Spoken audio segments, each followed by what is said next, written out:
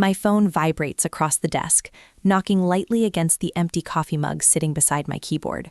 The dull rattle cuts through the quiet hum of my apartment.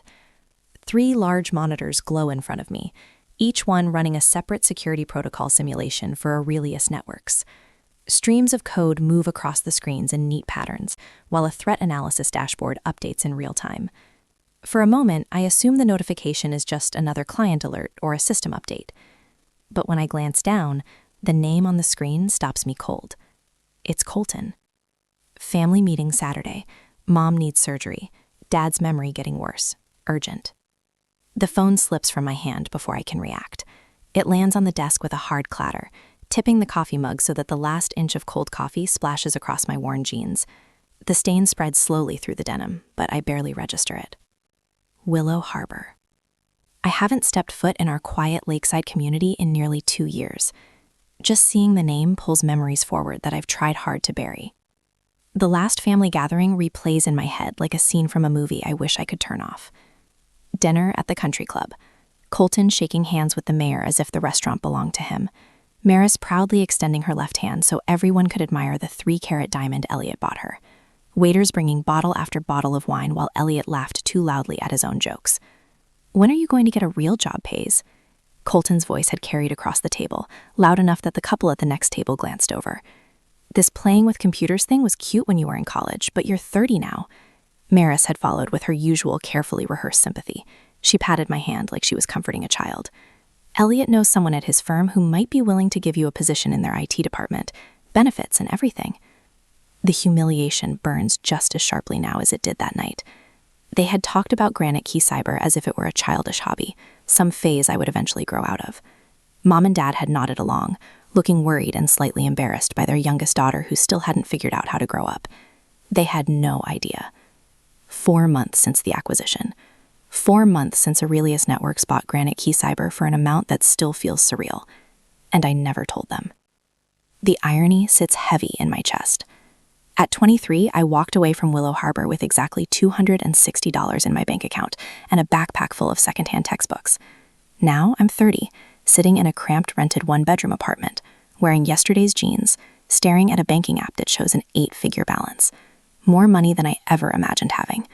More money than I know how to spend. My thumb hovers over the phone on the desk. I could call Colton right now. I could tell him the truth. I could finally wipe that patronizing smile off his face. But something stops me. The same stubborn pride that kept me working 18-hour days when investors laughed in my face. The same pride that pushed me through nights sleeping on the office floor because rent had to wait until the next contract cleared. A quiet knock interrupts my thoughts. Before I can answer, the door opens.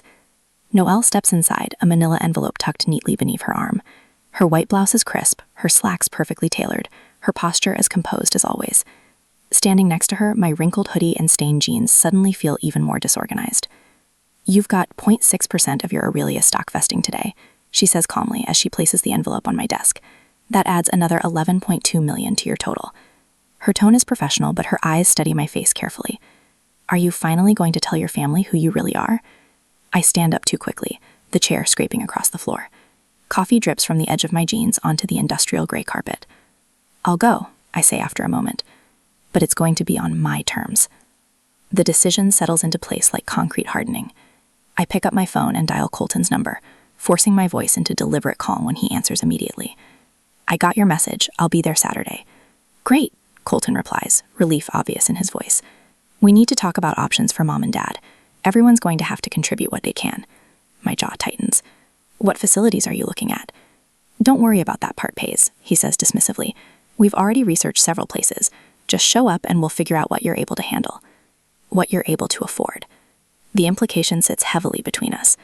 I end the call before my temper gets the better of me. The situation suddenly feels very clear. This isn't just about my parents' care.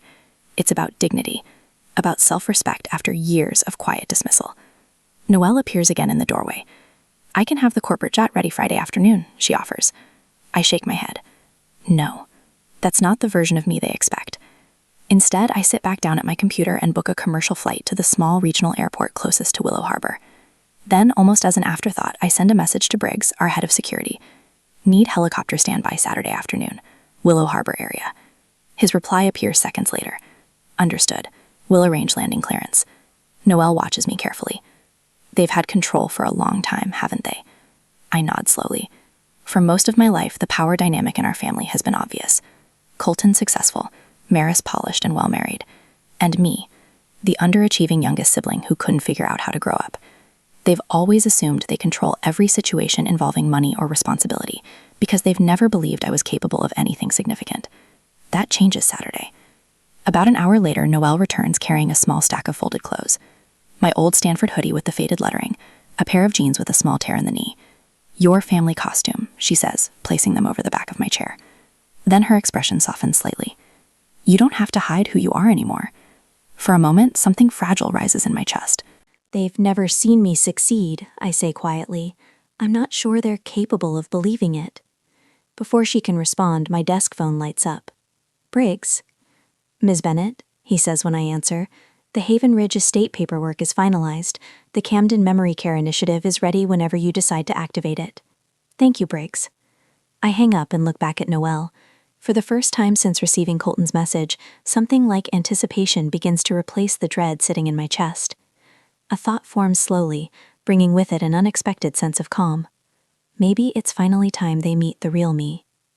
On Sunday evening, I arrive at the familiar 2-story colonial just as twilight settles over Willow Harbor. The rideshare driver pulls away, leaving me alone in the gravel driveway beside Colton's gleaming black Range Rover and a low red sports car that must belong to Elliot. My hoodie and faded jeans suddenly feel less like comfortable travel clothes and more like a carefully chosen disguise. Before I can knock, the front door swings open. Colton fills the doorway, his crisp button-down tucked neatly into pressed khakis, and expensive watch catching the porch light. There she is, he calls loudly, finally decided to show up. I force a polite smile as he pulls me into a quick, one-armed hug that feels more like habit than affection. How was the flight? He asks while guiding me inside. Economy must have been packed this weekend. It was fine, I say simply, noting how easily he assumes things. Of course I flew economy.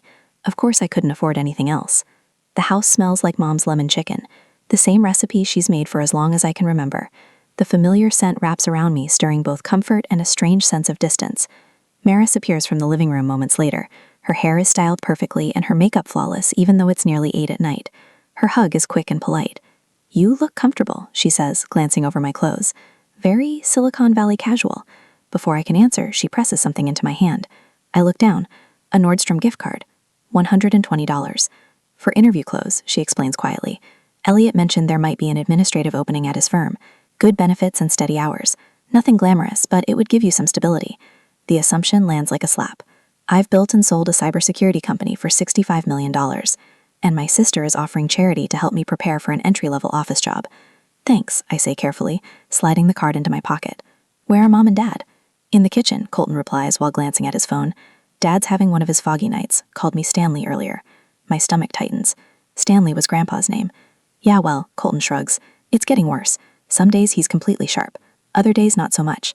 The reality becomes painfully clear when I walk into the kitchen. Mom stands at the counter, leaning heavily on a walker I've never seen before. Her movements are slow and cautious. Dad sits at the table, staring slightly past me while tapping his fingers unevenly against a water glass. Paisley! Mom's face lights up when she sees me. She tries to step forward, but winces. I cross the room quickly and hug her gently. Don't get up, Mom. I've got you. Dad squints at me for a moment before recognition breaks through. There's my computer girl. My throat tightens. Hi, Dad. Dinner unfolds like a performance I've watched countless times before. Colton controls most of the conversation, describing a major deal at the renewable energy company where he works as CFO. Maris adds stories about charity events and Elliot's golf tournaments with clients. Their voices carry the same confident rhythm, as if they've practiced these conversations for years. Eventually, Colton turns toward me. So, Paige, how's that startup thing going? Still doing, what was it again? Computer security? Cybersecurity, I correct automatically. It's going well. She really needs a stable job, Maris tells Mom, as if I'm not sitting right there. That's why I gave her the gift card. Elliot says interviews are all about first impressions. I take a slow sip of water, watching as no one challenges her statement. Mom and Dad nod sympathetically, concern written plainly across their faces. We've already toured some facilities, Colton announces, changing topics. For Mom and Dad, 3 really good ones with memory care units. When did you do that? I ask. Last month, Mara says. Elliot and I made a long weekend out of it. Colton flew in. And nobody thought to include me? Colton laughs slightly. You were probably busy with your coding stuff, and we figured you couldn't take time off anyway. Couldn't afford to. That's what he means. Maris leans toward Elliot and whispers just loud enough to hear. The realization settles heavily. They've been planning this for months. The so-called family meeting isn't about deciding anything. It's about presenting decisions already made and expecting me to agree. When Mom's apple pie appears for dessert, another unchanged tradition, I start quietly cataloging every dismissive comment and every patronizing glance. Something inside me shifts. The hurt slowly hardens into calm observation. They need me to be unsuccessful. It validates the roles they've assigned themselves. I watch Colton laugh too loudly when Dad makes a joke. I notice the subtle way Maris criticizes acquaintances who've taken unconventional career paths. I see how Mom and Dad accept the hierarchy between their children as something natural, unquestionable. Their concern isn't really about me. It's about control. Strangely, the realization doesn't hurt anymore. Instead, it makes everything clearer. Every offer of help they've ever made came with reminders of my supposed failure. Every family gathering reinforced the same narrative. My phone vibrates softly in my pocket. A text from Noelle. Remember who you really are. After dessert, Mom and Dad slowly retreat toward their bedroom, exhaustion visible in every step. I help Mom down the hallway, steadying her when her walker catches briefly on the edge of the carpet. We'll go over the details tomorrow, Colton says once they're settled. 9 a.m. sharp. I've prepared a full presentation on the facilities and the costs. I've taken notes on each place, Maris adds. Lakeside Pines is my favorite. Very exclusive, excellent reputation. I nod, saying nothing. Later, after Maris and Elliot leave for their hotel, I find myself alone with Colton in the kitchen. He opens a beer, his third of the night, and something in his posture changes, a slackening of the carefully maintained facade. Jackson got the promotion, he says suddenly, staring at the bottle label. The one I was up for, 6 months of 80-hour weeks for nothing. I remain silent, letting him continue. 5th time I've been passed over. He takes a long swallow. Not that you need to worry about things like that. The bitter edge in his voice surprises me. Seems like you're doing fine, Colton.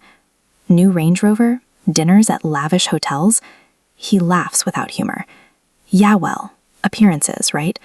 That's what matters in my world. The confession hangs between us. For the first time, I glimpse what drives his desperate need to control the narrative. Not just about me, but about himself. From the hallway, I hear Maris's voice as she returns from the hotel, supposedly for a forgotten purse. She's speaking to Elliot in hushed tones. What if she can't afford her share? We can't cover her portion. Not with the Bowman account in jeopardy. Elliot's murmured response is inaudible, but Maris continues, unaware of my presence around the corner. Colton's plan has her paying 12%. Even that might be too much for her. Maybe we should prepare to cover it temporarily, until she finds something stable. Their voices fade as she moves toward the living room. I slip upstairs to my childhood bedroom, unchanged since high school, with its faded academic decathlon ribbons and computer science fair trophies. I call Noelle. Tomorrow's meeting will be worse, I tell her without preamble. Briggs is on standby with the helicopter, she responds. Just say when. I can hear her typing. Ever efficient. Camden Memory Care Initiative details are finalized. Haven Ridge Estate is ready. My phone buzzes with an incoming text. Briggs. Helipad surveyed and clear. Just give the word. I glance around the bedroom that contains relics of who I was, but nothing of who I've become. From downstairs, I hear Maris and Elliot leaving again, car door slamming. Colton's heavy footsteps pass my door, pausing briefly before continuing to the guest room. Tomorrow, they'll present their plan, expecting my compliance. They'll assign me a token responsibility while maintaining control. They'll once again reinforce who they believe me to be. I text Briggs back. Stand by for 11:30 a.m. landing. Setting my phone on the nightstand, I stare at the ceiling, feeling a strange calm settle over me. They've never really seen me, I whisper into the darkness. Maybe it's time they did. The living room of my childhood home feels too small this morning.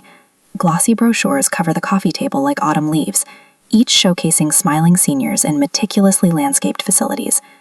Colton stands before his laptop, connected to the television screen displaying a PowerPoint presentation, with bullet points and financial projections. The title slide reads, Bennett Family Care Plan, and below that, Securing Our Parents' Future. My fingers curl around my coffee mug. Securing their future or controlling it? Mom shifts uncomfortably on the sofa, her eyes darting between the presentation and Dad, who stares at the carpet with resigned attachment. The tension in his shoulders tells me everything. They've been steamrolled before I even arrived. As you can see, Colton continues, clicking to a slide with 3 upscale facilities. We've researched the top continuing care retirement communities in the region. Lakeside Pines offers the most comprehensive services. I notice Maris's planner open on the side table. A quick glance reveals handwritten notes about move-in dates 3 weeks from now. 3 weeks. They've already scheduled everything. We took Mom and Dad for tours last month, Maris adds, not meeting my eyes. They really liked the dining options at Lakeside. They really liked the dining options? Dad looks up, confusion flickering across his face. We did? Remember, Dad? The place with the nice library? Maris prompts, her voice carrying the practiced patience of someone speaking to a child. I spot their medical files partially hidden under a brochure. The corner of Dad's neurologist report peeks out. Stage 2 cognitive decline. Not the occasional forgetfulness Colton described. Mom's hip condition requires more extensive surgery than they've admitted. The knowledge burns inside me. Haven Ridge's medical director had already analyzed these exact conditions, creating personalized care plans light years beyond what any institutional facility could provide. My solution isn't just better, it's transformative. I watch Colton advance through slides about amenities and activities, knowing they expect me to nod along, contribute my modest share, and disappear back to my struggling life. I say nothing, taking detailed notes as they continue their performance. Now for the financial breakdown, Colton announces, displaying a chart with 3 colored sections. Monthly costs at Lakeside Pines total $15,800, all inclusive. Maris and Elliot will cover 36%, I'll handle 52%, and Paisley, he pauses, giving me what he believes is a generous smile. We've calculated your portion at 12%, which comes to about $1,896. Maris jumps in. But Colton and I discussed it, and we know things are tight for you. We can adjust your portion down to $600 monthly, and you can help out by visiting Mom and Dad more often instead. The condescension lands like a slap. They've planned everything, chosen the facility, calculated the costs, divided the responsibility, and graciously reduced my financial obligation while increasing my time commitment, all without once asking what I might contribute to the conversation. And if I had a different suggestion, the words leave my mouth before I can stop them. The resulting laughter makes my skin crawl. Unless you won the lottery, little sister, Colton chuckles. I think we've covered all the viable options. I stand, my heart hammering against my ribs. Excuse me a moment. Outside on the porch, morning sunlight filters through the maple tree Dad planted when I was born. I pull out my phone and call Noelle. It's time, I say quietly. Landing in 25 minutes. Briggs's voice crackles through the line. Copy. Waiting at Willow Harbor Airfield. Landing zone surveyed and clear. Departing in 10. When I return to the living room, Colton has moved on to discussing visiting schedules. I walk directly to my parents, kneeling before them so we're eye to eye. Mom, Dad, I say softly. What do you want for your care? The room falls silent. Colton stops mid-sentence, his mouth hanging open. Maris shifts uncomfortably, exchanging glances with her husband. Mom begins, then looks at Colton as if seeking permission. They want what's best, Colton interrupts. That's what we're arranging. I'd like to hear it from them, I insist, keeping my eyes on my parents. Dad reaches for Mom's hand. We don't want to be a burden. You're not a burden, I assure them. But this is your life we're discussing. Your home, your care, your happiness. Something shifts in Mom's expression, a spark of autonomy long suppressed. I don't want to leave Willow Harbor, she admits. But we need more help than we can manage alone. Colton sighs dramatically. Paisley, we've been through all the options. There's nothing suitable in Willow Harbor that provides the level of care they need. I check my watch. 23 minutes have passed. Right on cue, the distant thump of helicopter blades cuts through the morning air. The sound grows louder, whipping the leaves outside into a frenzy. The old maple tree sways as if bowing to an approaching storm. Everyone freezes, conversations halted mid-sentence. What on earth? Maris hurries to the window, pulling back the curtain. Her husband follows, squinting at the sky. A sleek black helicopter with the Aurelius networks emblazoned on its side descends onto the front lawn. Briggs sits in the cockpit, his posture military straight even from this distance. There must be some emergency at the Reynolds place, Maris says, turning to Colton with wide eyes. I stand slowly, smoothing the front of my faded Stanford hoodie. No emergency, I say calmly. That's my ride. 5 faces turn to me in perfect synchronization, expressions ranging from confusion to disbelief. The helicopter settles on the lawn, its blades slowing to a gentle rotation. Briggs steps out, adjusting his tie before walking to the passenger door. He looks toward the house and gives a short, professional nod. "What is happening right now?" Colton demands, his voice rising an octave. I move toward the front door, pausing with my hand on the knob. "I think we should continue this conversation somewhere else," I say, turning to face my stunned family. "There's something I'd like to show you." Briggs approaches the porch steps, standing at, "Miss Bennett, your transportation is ready." For the first time in my adult life, I watch my siblings struggle for words. The power that has defined our family for decades shifts like tectonic plates, the ground beneath us trembling with the force of long overdue change. I hold the door open, gesturing toward the waiting helicopter. "Shall we?" The helicopter blades whip the air into a frenzy above Willow Harbor, the steady thrum creating a bubble of isolation perfect for clear thinking.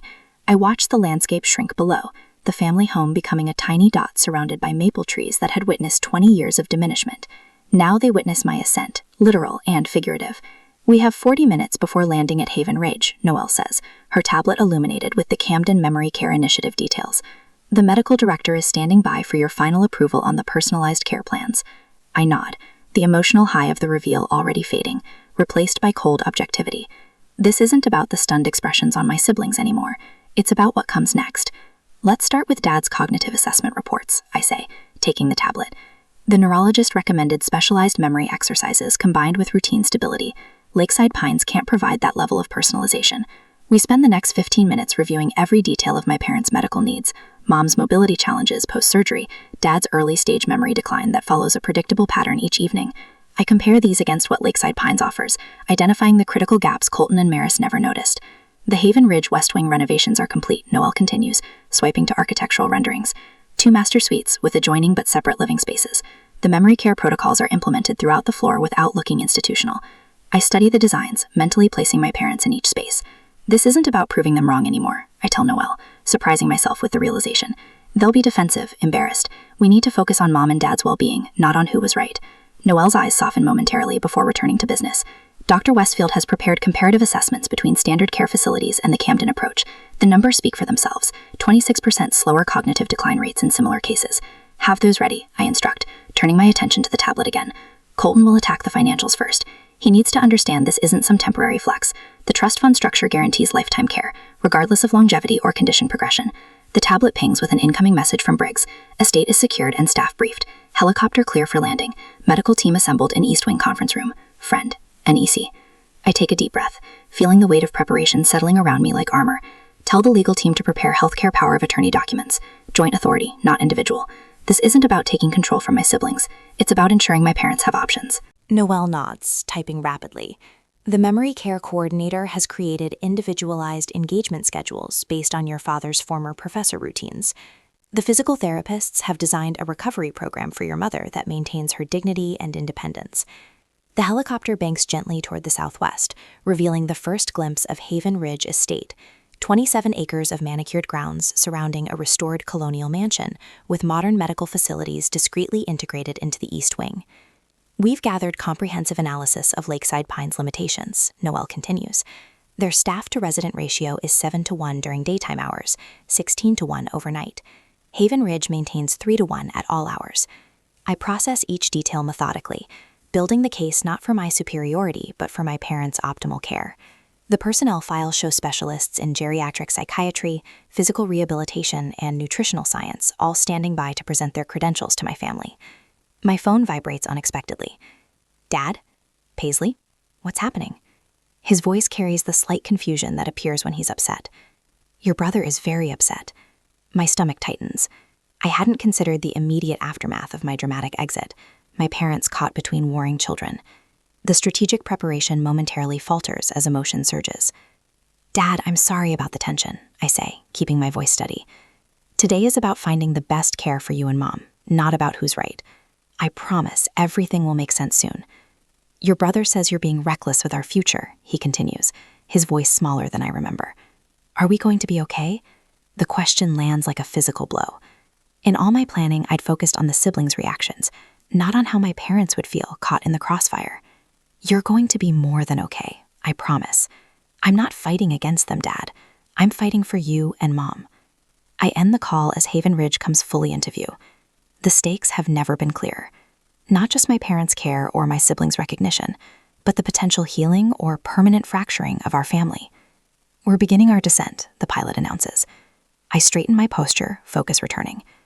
Make sure the medical director leads with the cognitive stabilization program, I tell Noelle. That's what Dad fears most, losing himself. As we descend toward the helipad, I realize the helicopter was just an opening move.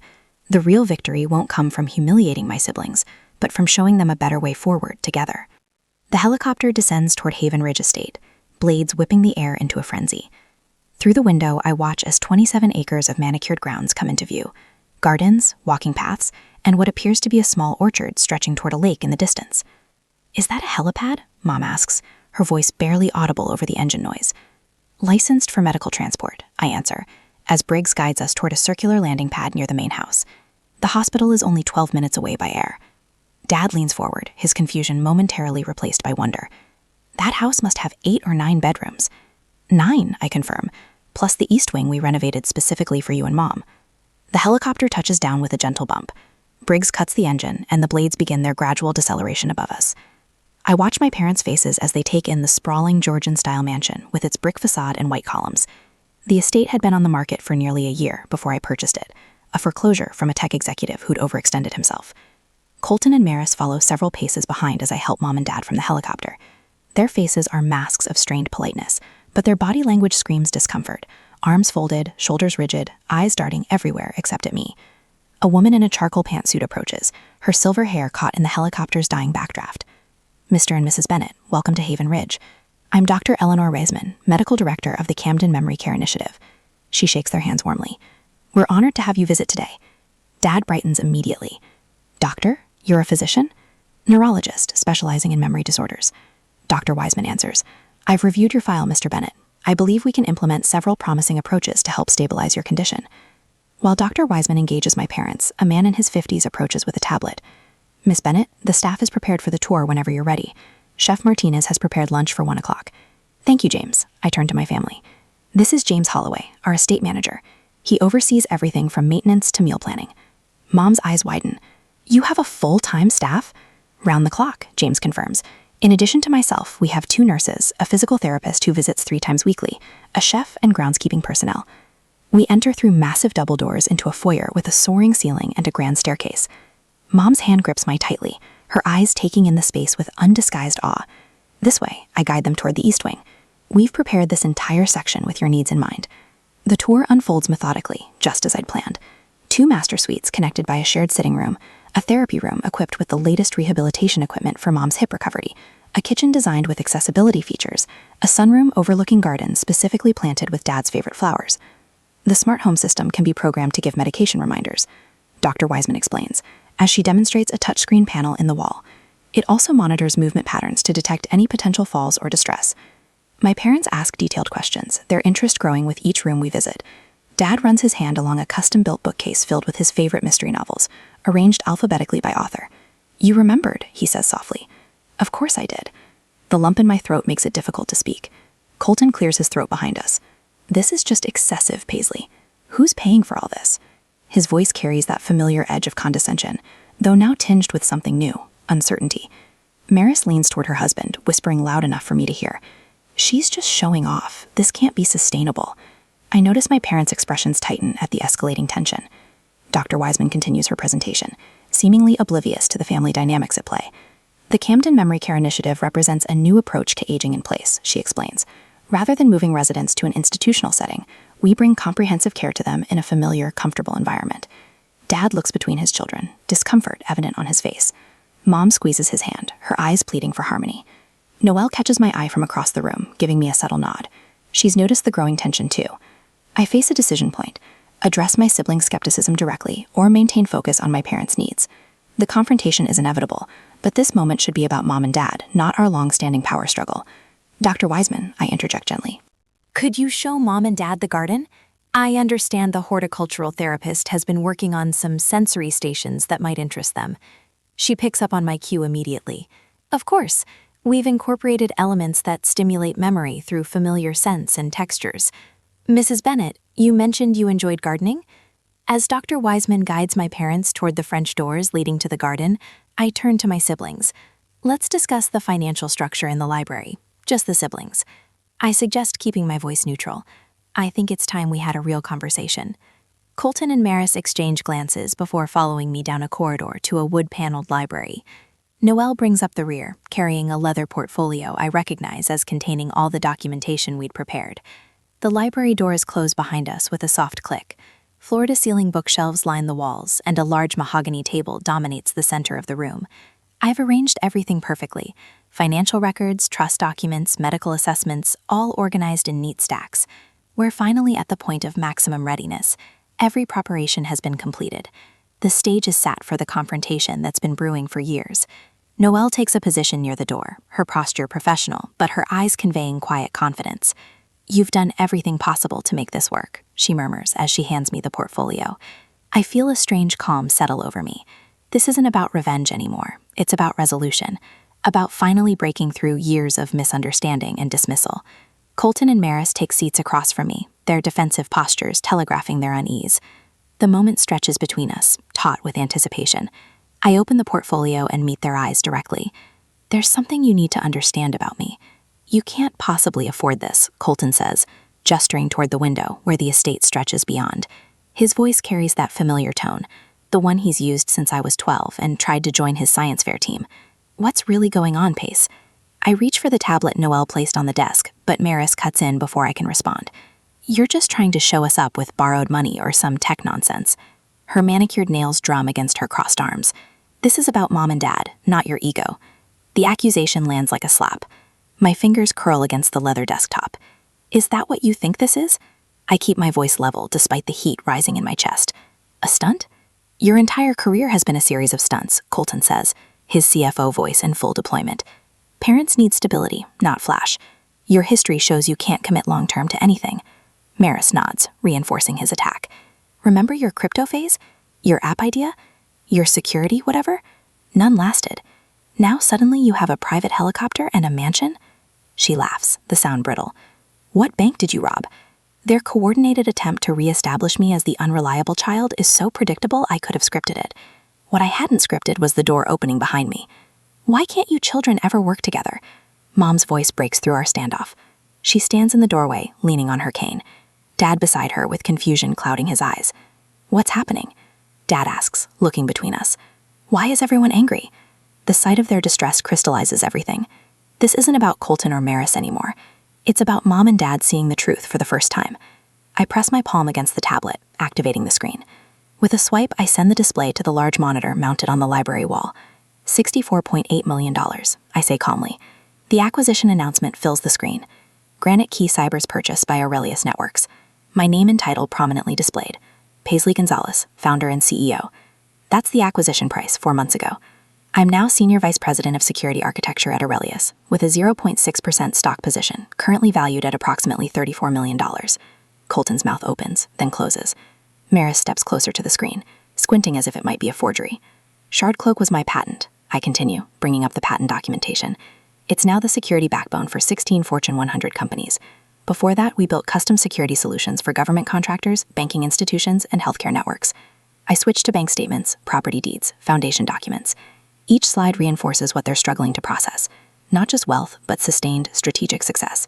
The Camden Memory Care Initiative isn't a Van A project," I explain, turning to my parents. "It's a professionally managed foundation with a dedicated medical staff and administrative team.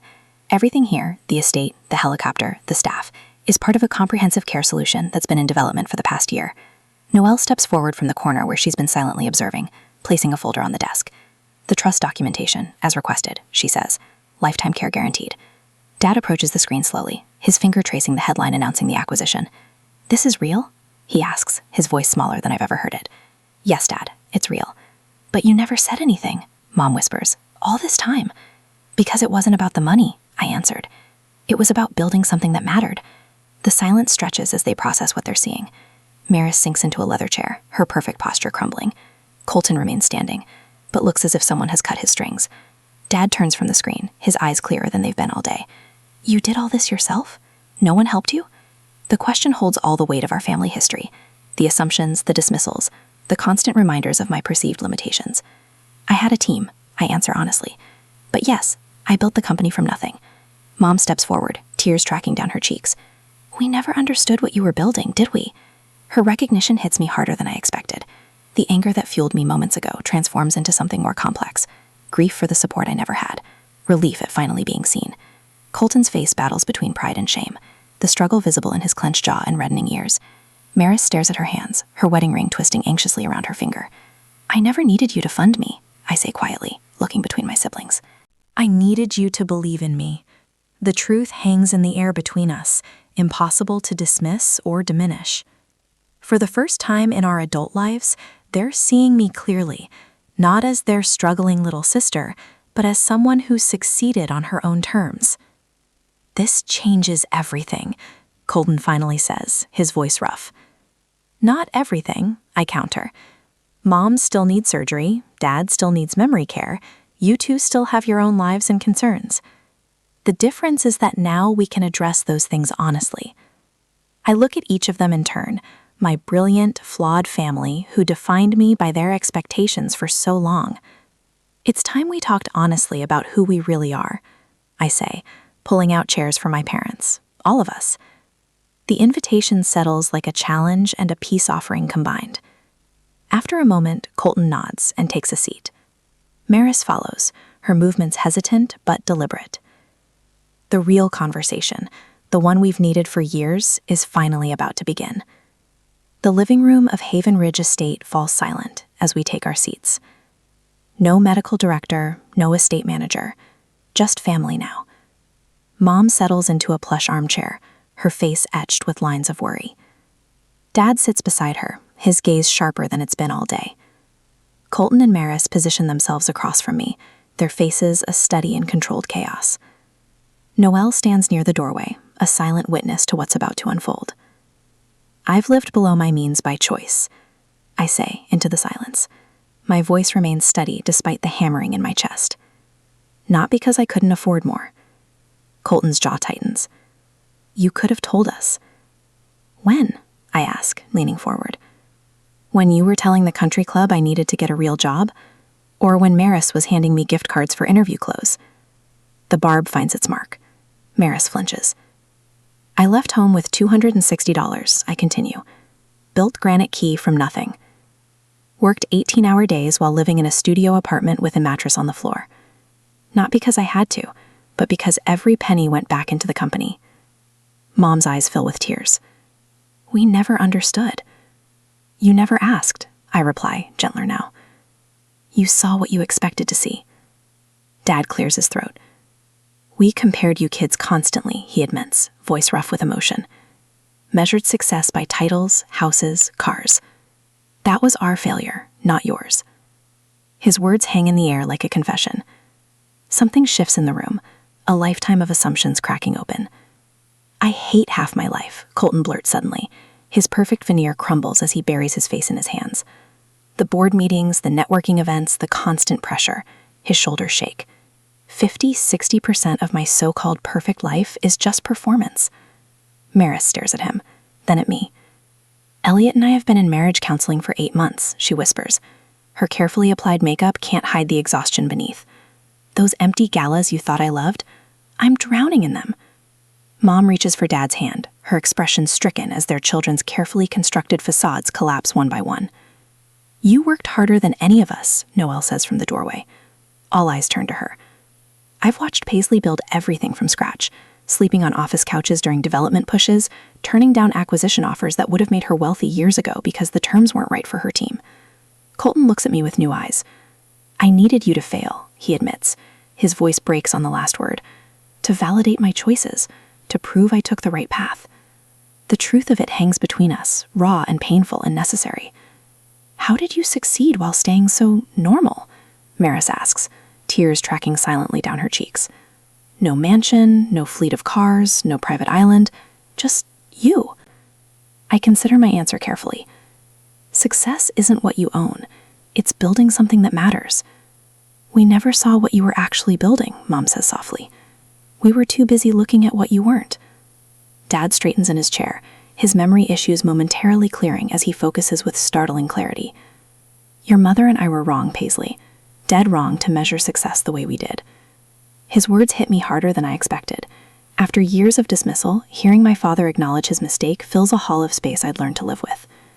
This isn't about who was right, I say, surprised by the thickness in my throat. It's about what's right for all of us now. The silence that follows feels different. Not tense, but contemplative. For the first time in years, maybe ever, we're seeing each other clearly. The Camden Initiative, Colton says finally.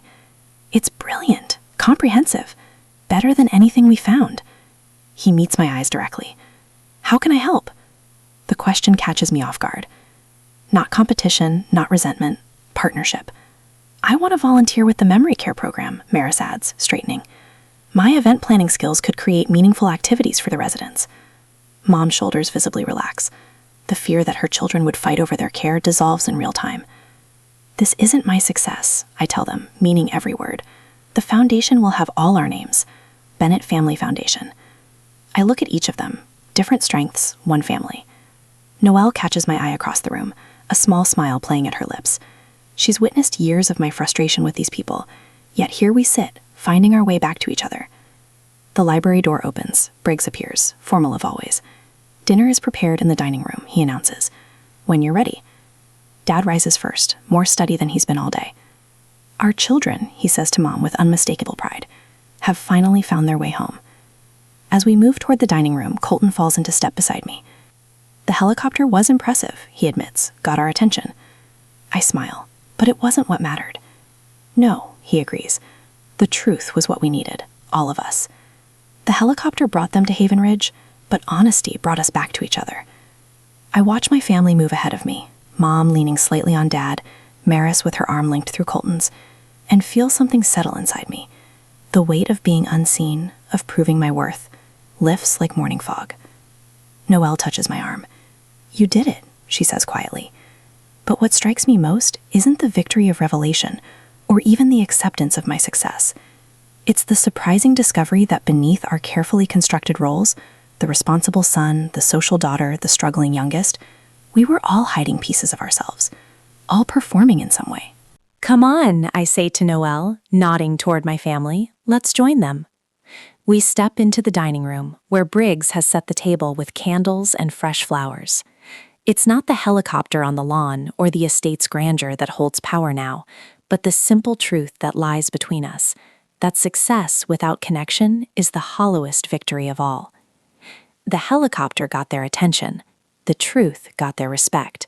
But what healed us was finally laying down our armor and letting each other in.